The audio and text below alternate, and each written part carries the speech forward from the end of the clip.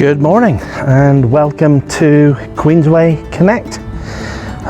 It's nice to get out and do a little bit of exercise. I hope you've been able to get out of the house, and it's challenging days for us all, isn't it? Dark days early in 2021, but I hope that Queensway Connect brings a little bit of joy and encouragement to you, and also some of the truth from the Bible and some of the experiences of other Christians. We're delighted today that Bob Telford, who is a friend of mine from Warwickshire, Bob is going to be sharing from the Bible with us later on, and you're going to find out a bit more about Rachel.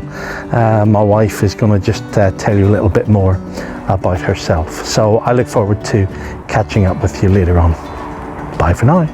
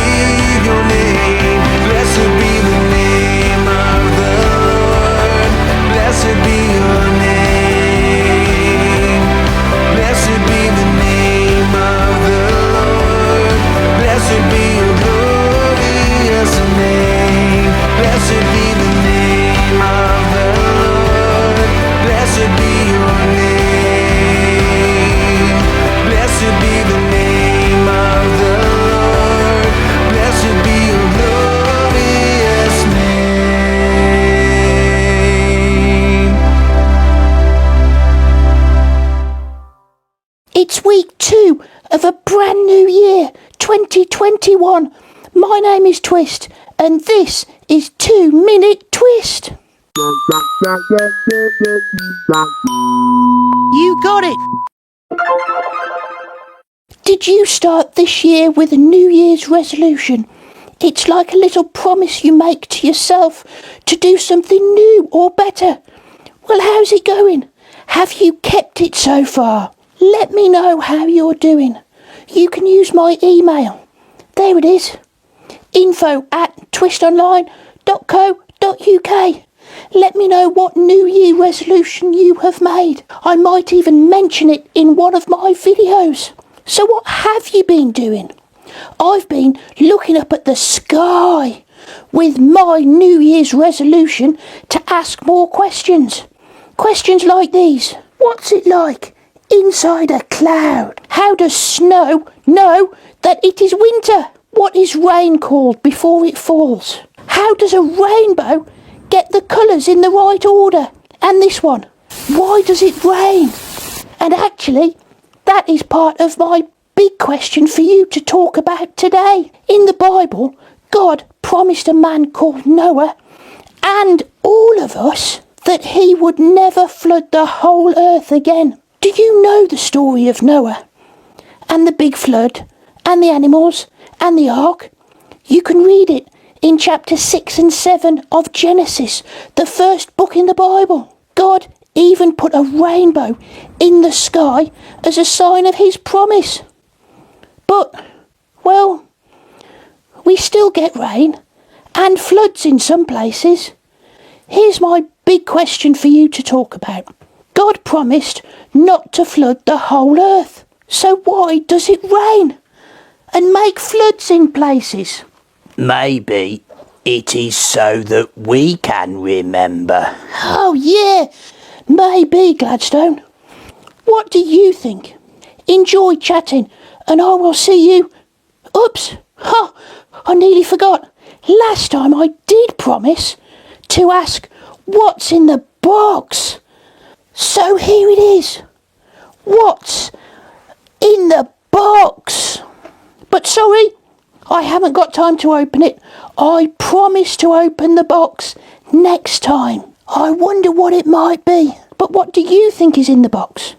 You can email your guesses to me, info@twistonline.co.uk. Then check out my website too, twistonline.co.uk. And I will see you next time. Bye! You got it!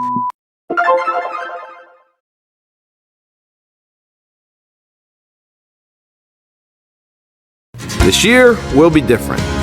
This year will be different. This year will be different. This year, I need to eat less. You know what? I do solemnly swear that this year I will lose 10 pounds. Or at least 5. 5 is the magic number. That's how many times I want to visit my grandmother this year, which would be 5 more than last year. Learn to wait. I always want things instantly. I need patience. Now! This year, I'll be nicer to my parents. What, Mom? Get off my back. I just need peace in my life. I'm just so nervous all the time. I'm twitching. 3 kids. I'm a twitcher. I'm twitching. I twitch. I just can't seem to get my pits to stop sweating. Can you see this? Look, when did I become the human leak? I mean, I know I've got some stress about my future and everything, but why can't I just be like everyone else and you conceal it? Okay, I'll just have to fake it till I make it. And I'll be better than I've ever been in my entire life. If I'm going to make this year count, I have to do some things differently. It's toupee time. Make some goals this year. Just 3, not 10. Stop judging people who aren't like me. Stop snapping at my kids. Dream! Character over image. Learn that I'm loved, but not entitled. God, did you forget about me? I'm here. Just show me what to do. Give me the strength to change. What am I saying? I don't even know if I want to change, God. I'm comfortable. I have a good life. I know you want the best for me. So why don't I want the best for me? Starting tomorrow, using my gifts and talents, I'm going to live my life differently. God's way. I'm tired of keeping this great gift. A secret. Can I tell you a secret? I feel like I'm separated from something. That sounds weird, doesn't it? But whatever I need, it's bigger than this world can offer. I offer my life, God. That's something much more than what I can see. So please, God, would you just take this little bit of faith that I have? I just can't wait another year.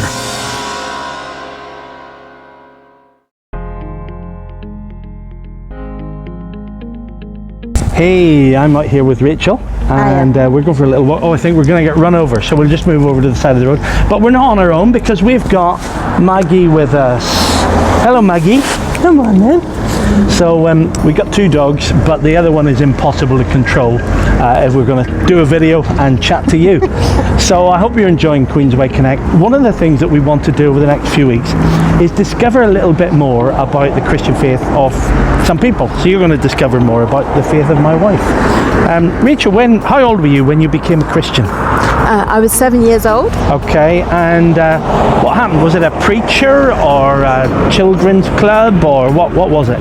I went to see a film actually. Yeah. And it was all about. Do you remember what it was called? It was called Thief in the Night? Thief in the Night, yeah. Thief in the Night, yeah. I'm glad I've heard this story before. Go on then, what was the Thief in the Night? What happened? So after watching the film, I decided that I didn't want to be left behind, quite frankly. Okay. And my family were all Christians. I was privileged to grow up in a Christian home. And so I went home that night and prayed that Jesus would save me. And as a young child, I remember feeling a real sense of peace afterwards. Yeah. And that fear that I came home from the film from disappeared. That's brilliant. So Thief in the Night, for those who are kind of not sure, Thief in the Night is a description used in the Bible about when Jesus comes back again, which the Bible talks about, that he'll come back like a thief in the night. And so your fear was that your mum and dad would go to be with God and you would be left, you wouldn't be with them. And my siblings. Okay, so we're just going to have to stop because don't show that. Maggie's doing a little poo. So we'll be back in a moment. Great. So you grew up then in a Christian family, going to church. What did you love most about church when you were young, when you were in your teens, maybe? I really loved the youth group that I grew up in. I was the youngest, so I was everybody's little sister. Okay, that's nice. And it, I had a lot of older people that I kind of looked up to and had a good role model. Good. And yeah, that's what I enjoyed And most. what inspired you? Was there a person who inspired you, or music, or what inspired you to grow as a Christian when you were young? I think the biggest influence for me was, we had great teaching in the church. We had a really great youth group, big youth group. I had great parents. I had, siblings I could look up to. But I think going to camps were a massive thing for me. Yeah. Going and... So like summer camp? Summer camps, going and working on them, sharing my faith with... So in your teens you became a tent officer, didn't you? Yeah, tent officer, and okay. Worked in with the Hill House camps down in Bridgewater. Okay, yeah. And we've been there as a family since, haven't we? So that's a place that we like going. So yeah, that was a massive thing for me. Great. Well, did you read the Bible? Did you like reading the Bible? Is the Bible important to you? Well, yeah, definitely. Growing up, I was encouraged to kind of read a little bit every day and pray every day. Yeah. Of course, I didn't do that every day, but but you tried. Tried, yeah. And so you've tried to make that a habit in your life. Yeah. Do you have a favourite verse in the Bible? And if so, what would it be and why? I went to when I was 18, I decided to go to Bible college, and before I left, hang on, let me just say, this is Bible college in America. This is a girl who'd hardly ever been out of Gloucestershire, and then told her mum and dad, I'm going to America to do a year at Bible college. So I guess nobody panicked. So anyway, you were going to go to Bible college. So I went to America for a year and studied Bible. And before I left, Mum and Dad gave me a kind of a little plaque, really, and on it was a verse called, and it was from Deuteronomy 31:8. Yeah. And it said, "For the Lord Himself goes before you and will be with you. He will never leave you nor forsake you." Wow. And I just thought so that's really kind of been my life verse, really. So do you know where it's from in the Bible, so people could look it up for themselves? Deuteronomy 31:8. You said I must have listened to that bit. Oh, cool. Deuteronomy 31:8. So that's in the Old Testament. Look it up. So God promises to never leave you nor forsake you. Has God kept His promise? Absolutely. So how long ago was that? Actually, maybe Let's don't not say. discuss that. Thank All you right. very much. Thanks very much. Well, I hope you've enjoyed getting to know Rachel a little bit better, and hopefully over the next few weeks we will get to know a few more people who are connected with Queensway Chapel or who are friends of Queensway Chapel. God bless. See you later. Bye. Bye.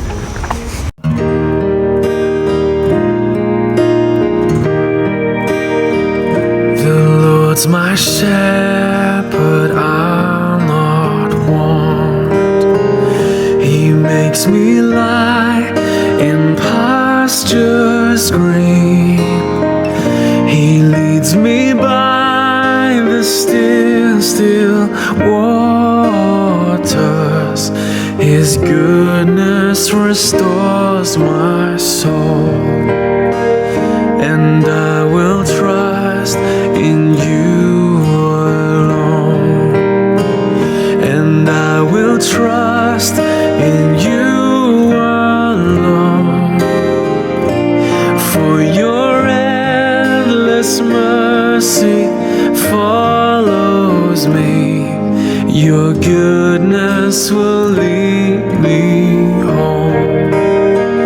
He guides my ways in righteousness, and He anoints my head with oil, and my cup it overflows with joy.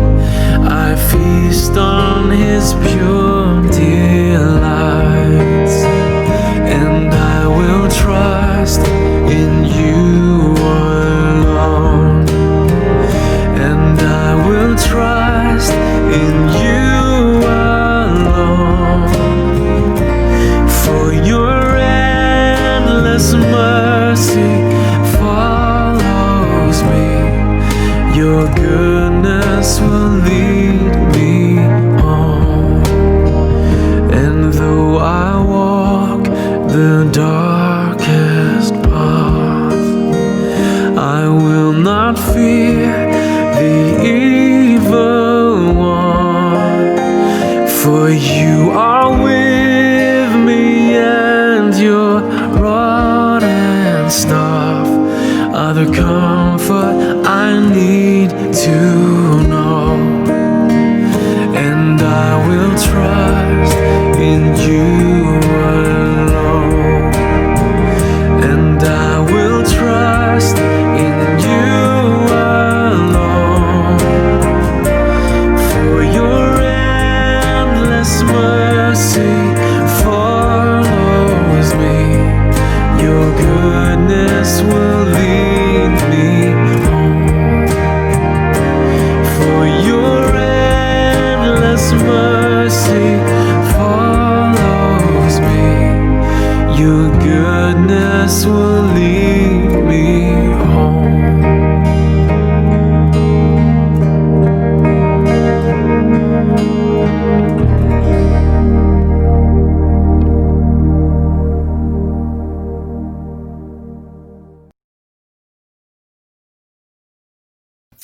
A mother stormed her way into her son's school and demanded to speak with the head teacher. When she sat down in the head teacher's office, she complained that every day she sent her son to school with a new pencil. And every day, without fail, one of his classmates would steal his pencil. And she was fed up with this, and what was the head teacher going to do about it? Well, the head teacher calmed her down, mollified her a bit, and promised that he would look into it. And the woman, as she was leaving the head teacher's office, turned at the door and said, "You know, it's not the pencils I care about. I can get as many of those as I need from work. It's the principle of the thing that matters to me. Well, there is a saying that honesty is the best policy. And it's honesty which is the theme of the parable that we're going to look at this morning from Luke's Gospel in chapter 18. And I'm going to read that parable to you now from verse 9. There are two parables in the 18th chapter of Luke's Gospel, and we're going to look at the second of the two, which begins at the 9th verse. And please note to whom Jesus spoke this parable. To some who were confident of their own righteousness and looked down on everybody else, Jesus told this parable. He always had a reason. Let me just break into the reading there. Jesus always had a reason for telling the stories which he did on the occasions at which he told them. He didn't just walk around with his head full of stories, and every time somebody jostled his arm in a crowd, one would pop out. There was always a reason why he told a particular story to particular people at a particular time and place. And understanding that is often the key to understanding the parable. So, to some, verse 9, who were confident of their own righteousness and looked down on everyone else, Jesus told this parable, not the parable of the prodigal son, not the parable of the sower, this parable for people who were confident of their own righteousness. This is a parable, verse 10. Two men went up to the temple to pray. One, a Pharisee, and the other, a tax collector. The Pharisee stood by himself. He didn't want to get lost in the crowd. And he prayed, God, I thank you that I'm not like other people, robbers, evildoers, adulterers, or even like this tax collector. I fast twice a week, and I give 1/10 of all I get. But, verse 13, the tax collector stood at a distance. He would not even look up to heaven, but beat on his breast and said, God, have mercy on me, a sinner. I tell you, said Jesus, that this man, rather than the other, went home justified before God. For all those who exalt themselves will be humbled, and those who humble themselves will be exalted. This was a parable to people who were confident, we've read, of their own righteousness. Now, the key word is own. They were supremely confident, totally complacent that they themselves were good enough to be in God's good books. They didn't need mercy. They didn't need forgiveness as far as they were concerned. They didn't need grace. That was for other, less morally upright people, but not for them. And so to people who were thinking like that, Jesus told a story, simple story, about two men saying their prayers. One was a religious man. He was a pillar of the community, a man of great moral rectitude, a fine, upstanding citizen, at least in the eyes of his contemporaries. And it seems to me very probable that this man, had he been a real person, would have found somewhere in the temple where he could stand where everybody could see him.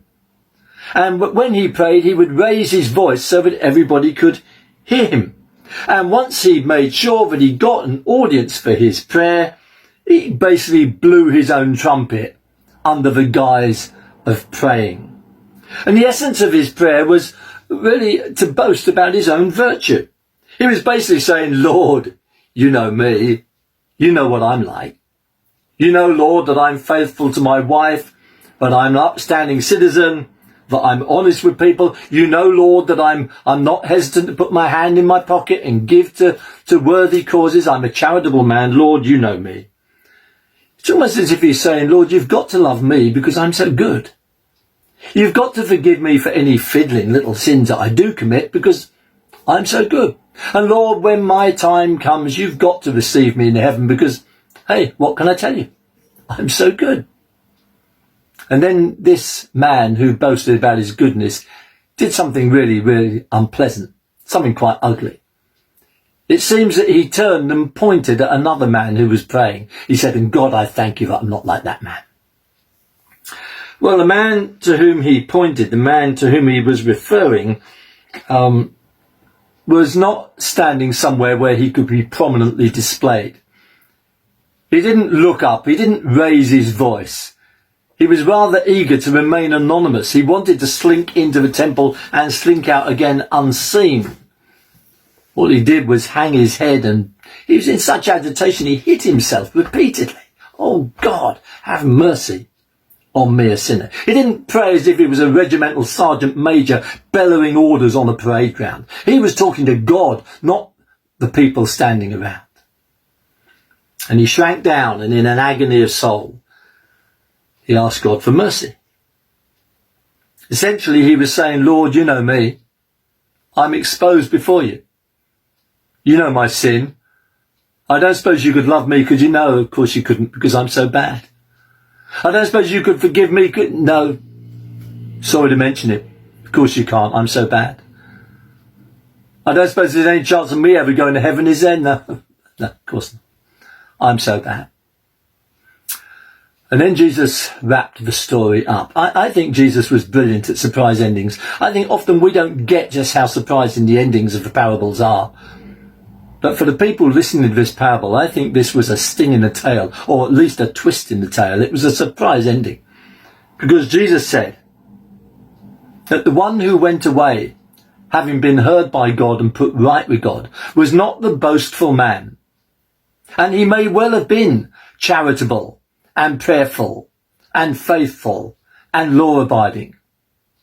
But he was not the man who was put right with God. The man who was put right with God was a man who was honest with God. The Bible says God resists the proud, but he gives grace to the humble. If you want the grace of God, if you want forgiveness for your sins, if you want that new life that can be had through a faith in Jesus Christ, it's all available. You can do it right now. You can reach out now to God and say, oh God, I'm sorry for my sins. I won't hide them anymore. God have mercy on me. You can do that. The Bible says whoever calls on the name of the Lord shall be saved. It's not difficult to call, is it? You don't need to be rich or clever or famous or intelligent or anything.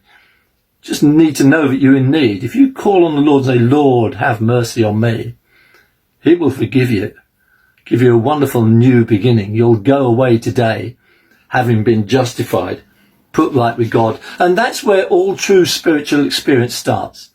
It starts with honesty. It starts with honesty. And that's the lesson of the parable of the two men who went to pray. Thank you for listening. Although, let me say this very quickly. If during this week, God speaks to you from his word about his son, about your need, come on, don't keep that a secret. Get in touch, tell them that God has spoken to you. Particularly if you pray in your heart today and say, Lord, I need your grace, I need your mercy. Have mercy on me, a sinner. Get in touch and just tell them that you were listening, that you've prayed for mercy, and they will want to send you some helpful literature. Thank you for listening. God bless you.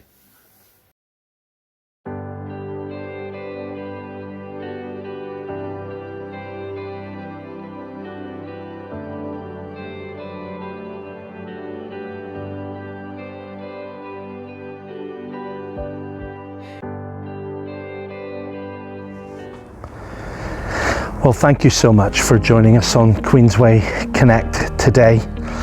For your encouragement, we've got 13 people booked onto the Alpha course that we've been advertising, and it's not too late for you to join the Alpha course. We've only done the first week, which is an introductory week, and we can send you the link to the first week video. And if you'd like to join us this Thursday, you are very welcome. Email Rachel on the email address at the bottom of the screen, and we will send you the link for Thursday evening. So thank you for joining us. Do stay on if you want to be on our Zoom coffee chat, which is going to be live in a few minutes time. So again, you can email Rachel, she'll send you the link, and then it's the same link for every Sunday that we meet together. So I hope that we will see you again soon. Thanks for joining us on Queensway Connect. Enjoy the closing song, and maybe see you on Zoom later on. Bye bye.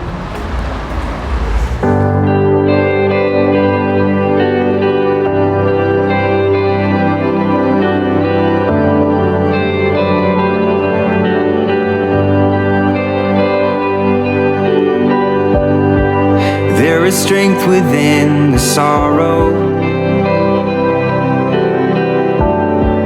There's beauty in our tears,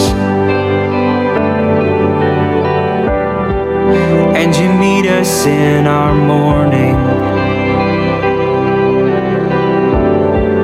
with a love that casts out fear. You are working in our waiting. You're sanctifying us when beyond our understanding, you're teaching us to trust. Oh, your plans are still to prosper. You have not forgotten us. You're with us in the fire and the flood. You're faithful forever, perfect in love. You are sovereign over us.